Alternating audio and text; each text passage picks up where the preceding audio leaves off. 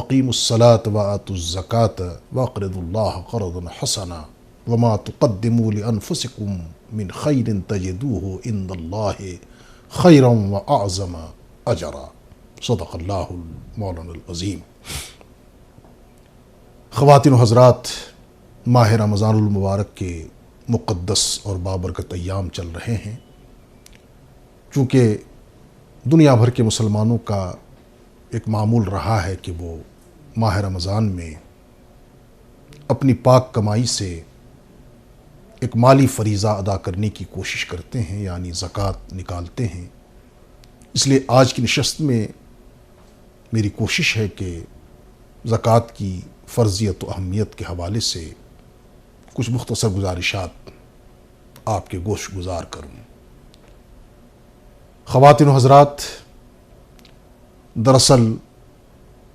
صحیح مسلمان اور صحیح بندہ وہی ہے جس کا ایک طرف حضرت حق جل مجدہ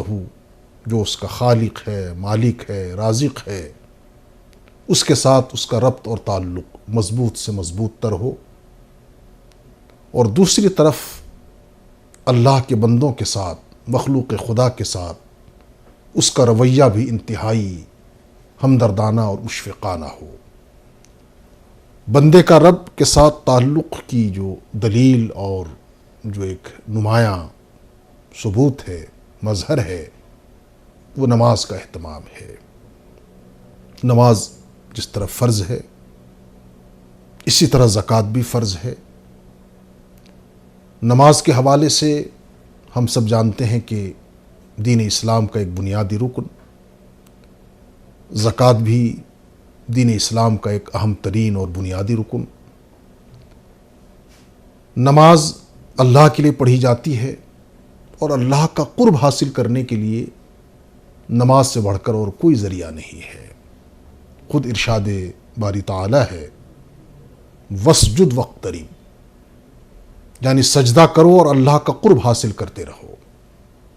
ظاہر ہے سجدے سے مراد نمازوں کا اہتمام ہے،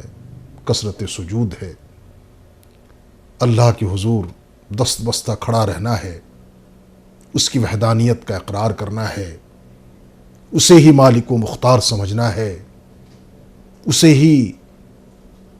قضا و قدر اور تقدیر کے فیصلے کا مالک سمجھنا ہے۔ تو نماز اس کا سب سے بڑا ذریعہ ہے، اور اس نماز کے تعلق سے جہاں قرآن مجید میں لاتعداد آیتیں ہیں، اس فرضیت کی اہمیت اس سے واضح ہوتی ہے، وہیں حامل شریعت شارح قرآن جناب محمد مصطفیٰ صلی اللہ علیہ وسلم کے لاتعداد ارشادات ہیں جس سے نماز کی اہمیت اور نماز کس طرح سے اللہ کا قرب انسان کو عطا کرتی ہے، اس کی تفصیلات موجود ہیں۔ نماز کی اہمیت ہی کے حوالے سے آقا مدنی کریم صلی اللہ علیہ وسلم کا یہ ارشاد فرمایا، قرۃ عینی فی الصلاۃ، میری آنکھوں کی ٹھنڈک نماز میں ہے۔ اور ارشاد فرمایا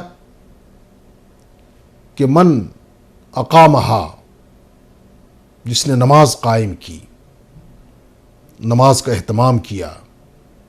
فقد اقام الدین، ومن ترکہا فقد ہدم الدین، اور جس نے نماز ترک کی، نماز چھوڑ دی، اس نے اپنے دین کو منہدم کر دیا، ڈائنامیٹ کر دیا، مسمار کر دیا۔ تو نماز سب سے بڑا ایک مظہر ہے بندے کا اللہ سے تعلق کا،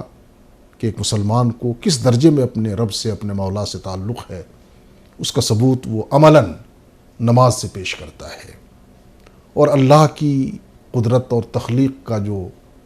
ایک شاہکار ہے وہ حضرت انسان ہے۔ اب انسان کا انسان کے ساتھ تعلق کیسا ہے؟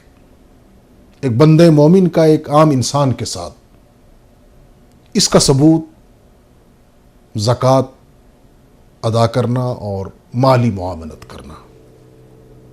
ایک مسلمان جسے اللہ نے خوشحال بنایا ہے، صاحب حیثیت بنایا ہے، آسودہ حال بنایا ہے، وہ ہر سال اپنی پاک کمائی سے اس کا جو مالی حق ہے اس کو ادا کرنے کی کوشش کرتا ہے۔ ماہ رمضان میں چونکہ نیکیوں کا اجر بہت بڑھ جاتا ہے، کوئی ایک فرض پورا کرتا ہے تو 70 فرض کے برابر اجر و ثواب، نفل ادا کرے تو فرض کے درجے میں اس کو اجر۔ تو ایک مسلمان کی بھی کوشش ہوتی ہے کہ وہ اپنی کمائی اور جائیداد اور جو کچھ اس کے پاس ہے شریعت کی روشنی میں، اگر وہ صاحب نصاب ہے تو اس کی وہ زکوٰۃ نکالنے کی کوشش کرتا ہے۔ خواتین و حضرات، میں یہاں ایک بات بڑے ادب سے عرض کرنا چاہوں گا کہ میرا اب یہ ذاتی سروے ہے، اگر ہم ملکی سطح پر بات کریں، ریاستی سطح پر بات کریں، تو یہ بالکل طے ہے کہ ہم میں سے 80% لوگوں پر زکوٰۃ تقریباً واجب ہے۔ الحمدللہ آج افراط زر ہے، پیسوں کی فراوانی ہے، مالی حالت اکثر و بیشتر لوگوں کی بڑی مستحکم ہے، خوشحالی ہے، اور یہ سب کچھ فیض اور کرم ہے رسول کائنات صلی اللہ علیہ وسلم کا، ان کی توجہات کا، اللہ کی بے پایہ عنایت ہے امت مسلمہ پر۔ تو زکوٰۃ بہرحال جس پر شرعی لحاظ سے فرض ہے وہ صاحب نصاب ہے۔ اس کی تفصیل مقامی علماء سے، ائمہ سے، مستند جاننے والوں سے پوچھی جا سکتی ہے۔ اب ایک اصولی بات یہ ہے کہ جس کے پاس 7.5 تولہ سونا ہے یا 52.5 تولہ چاندی ہے، یا دونوں ملا کر ایک نصاب بن جاتا ہے، سونا اتنا بن جاتا ہے یا چاندی اتنی بن جاتی ہے، یا پھر اس کے برابر اس کے پاس رقم ہے جس سے 5.5 تولہ سونا خریدا جا سکے یا 52.5 تولہ چاندی خریدی جا سکے، اتنا اس کے پاس اگر پیسہ ہے، رقم ہے، کوئی قرض اس کے اوپر نہیں ہے، تو سال گزرنے کے بعد، مکمل ہونے کے بعد زکوٰۃ اس پر واجب ہو جاتی ہے۔ اور یہ اسی طرح سے واجب ہے جس طرح سے نماز واجب ہے، روزہ واجب ہے، صاحب حیثیت پر حج فرض ہے، اسی طرح سے زکوٰۃ بھی نکالنا لازمی ہے۔ نماز اور زکوٰۃ کا ایک تو چولی دامن کا ساتھ، اکثر و بیشتر قرآن مجید میں جب ہم نماز کا حکم پڑھتے ہیں، اقیم الصلاۃ، اللہ کا ارشاد حکم کہ نماز قائم کرو، اسی کے ساتھ وآتوا الزکوٰۃ۔ غالباً 52 مقامات ہیں قرآن مجید میں جہاں اللہ تعالیٰ نے نماز کے ساتھ زکوٰۃ کی فرضیت کا حکم دیا ہے۔ اچھا، زکوٰۃ جو واجب ہے، جو فرض ہے، اس کی مدات بھی طے ہیں۔ سورہ توبہ ہے، اس میں اللہ تعالیٰ نے 8 مد تفصیل سے بیان کر دی ہیں کہ ان مدوں میں زکوٰۃ کی رقم خرچ کی جائے گی۔ اچھا، عجیب بات ہے کہ ان 8 مدوں کو جب ہم سامنے رکھیں گے، اس سے ہٹ کر ہم کوئی اپنی طرف سے 9ویں مد نہیں قائم کر سکتے، نہ ہمارے ذہن میں آ سکتا ہے۔ ان 8 مدات میں اللہ تعالیٰ نے، چونکہ وہ خود خالق کائنات ہے، انسانی ضروریات اور فطرت سے واقف ہے، اس نے ان 8 مدوں میں تمام چیزوں کو سمو دیا ہے، اس کے اندر شامل کر دیا ہے۔ تو بہرحال اس ماہ مقدس میں ہر مسلمان جو صاحب حیثیت ہے، صاحب نصاب ہے، وہ پائی حساب کر کے زکوٰۃ نکالنے کی کوشش کرتا ہے۔ یہاں یہ بات بھی بڑے ادب سے عرض کرنے کی ضرورت ہے کہ ہم میں سے بہت سے لوگ صاحب حیثیت، مالدار، مرفہ الحال لوگ، وہ زکوٰۃ کی رقم علی الحساب نکال دیتے ہیں، لم سم ایک خاص رقم نکال کے صاحب زکوٰۃ کے نام پر انہوں نے تقسیم کر دیا، جو مستحق افراد ہیں ان تک پہنچانے کی کوشش کی۔ یہ صحیح طریقہ کار نہیں ہے،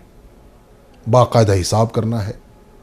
آپ دیکھیں آپ کی آمدنی کتنی ہے، خرچ کتنا ہے، بیلنس کتنا ہے، اور آج کل حساب کرنا بہت ہی آسان ہے۔ اس کے بعد اب آپ زکوٰۃ کی رقم نکالیں گے، اور پھر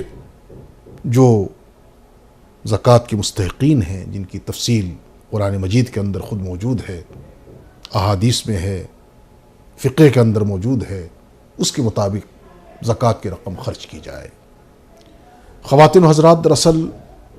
دین اسلام ایک ایسا معاشرہ، ایک ایسا سماج تشکیل دینا چاہتا ہے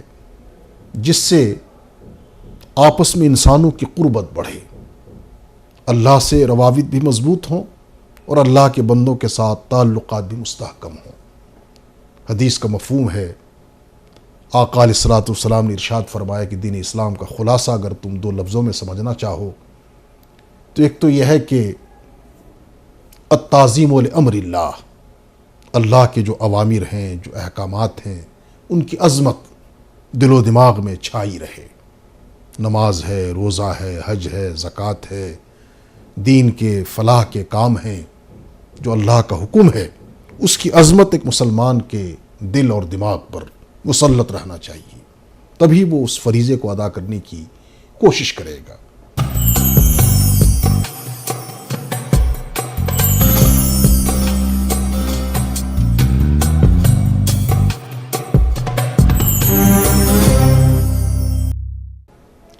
خواتین و حضرات، دراصل دین اسلام ایک ایسا معاشرہ، ایک ایسا سماج تشکیل دینا چاہتا ہے جس سے آپس میں انسانوں کی قربت بڑھے، اللہ سے روابط بھی مضبوط ہوں اور اللہ کے بندوں کے ساتھ تعلقات بھی مستحکم ہوں۔ حدیث کا مفہوم ہے، آقا علیہ الصلوۃ والسلام نے ارشاد فرمایا کہ دین اسلام کا خلاصہ اگر تم دو لفظوں میں سمجھنا چاہو تو ایک تو یہ ہے کہ التعظیم لامر اللہ، اللہ کے جو اوامر ہیں، جو احکامات ہیں، ان کی عظمت دل و دماغ میں چھائی رہے۔ نماز ہے، روزہ ہے، حج ہے، زکوٰۃ ہے، دین کے فلاح کے کام ہیں، جو اللہ کا حکم ہے، اس کی عظمت ایک مسلمان کے دل اور دماغ پر مسلط رہنا چاہیے، تبھی وہ اس فریضے کو ادا کرنے کی کوشش کرے گا۔ اور دوسرے ارشاد فرمایا کہ الشفقۃ علی خلق اللہ، اللہ کی جو مخلوق ہے، اور اللہ کی مخلوق میں نمبر 1 بہرحال انسان ہے، یہ دست قدرت کا سب سے بڑا شاہکار ہے، اس کے ساتھ شفقت اور مروت کا معاملہ، ہمدردی کا معاملہ، خیر خواہی کا معاملہ، اور زکوٰۃ اس کا سب سے بہترین ذریعہ ہے جس سے ایک مسلمان اپنے بھائی کی ہر طرح سے کفالت کر دیتا ہے، اس کی مدد کر لیتا ہے، اس کی داد رسی کر لیتا ہے۔ اور ہم سب جانتے ہیں کہ اللہ نے 5 انگلیاں نہیں بنائی ہیں برابر، 5 انگلیاں برابر نہیں ہیں۔ معاشرے میں ہر طرح کے لوگ ہیں، اگر انتہائی متمول ہیں، دولت مند ہیں، سرمایہ دار ہیں، اسی کے ساتھ متوسط طبقے کے لوگ ہیں، غریب ہیں، محنت کش ہیں، مجبور ہیں، محتاج ہیں، لاچار ہیں۔ تو ایک مسلمان اگر اللہ نے اس کو دولت دی ہے، اس کا حق اسے ادا کرنا ہے، اور ایک فرض ہے۔ یہ قرآن مجید میں جا بجا تنبیہ کی گئی ہے کہ اگر اس نے اس فریضے کو ادا نہ کیا تو یہ مال، یہ سرمایہ، یہ دولت کل قبر میں، عالم برزخ میں، میدان محشر میں اس کے لیے سانپ بن جائیں گے، گلے کا سانپ جسے وہ مسلسل ڈستا رہے گا۔ یہ کنز، یہ خزانہ، اس لیے اس کے حقوق ادا کرنے ایک مسلمان کے لیے انتہائی لازمی ہے۔ ماہ رمضان نے موقع فراہم کیا ہے کہ مسلمان جو ایک طرف روزہ داری کا فریضہ انجام دے رہا ہے، روزہ رکھ رہا ہے، تزکیہ نفس حاصل کر رہا ہے، اللہ کی خوشنودی حاصل کر رہا ہے، روحانی بالیدگی حاصل کر رہا ہے، جسمانی بیماریوں سے بھی اس کو نجات مل رہی ہے، اور اعلیٰ مقامات وہ روحانیت کے حاصل کر رہا ہے، اسی طرح سے اپنے مال کو بھی وہ پاک کرنے کی کوشش کرے۔ زکوٰۃ کا معنی ہی یہی ہے کہ میل کو دور کرنا۔ یہ جو زکوٰۃ کی رقم ہے، اس سے جب انسان اپنے مال سے زکوٰۃ نکالتا ہے تو اس کا مال پاکیزہ بن جاتا ہے، اور قرآن و حدیث میں اس کی بشارت ہے، مشاہدہ ہے، تجربہ ہے، اور کئی لوگوں نے اس پر کتابیں بھی لکھی ہیں کہ جو شخص پابندی سے زکوٰۃ ادا کرتا ہے تو ایک تو اس کا مال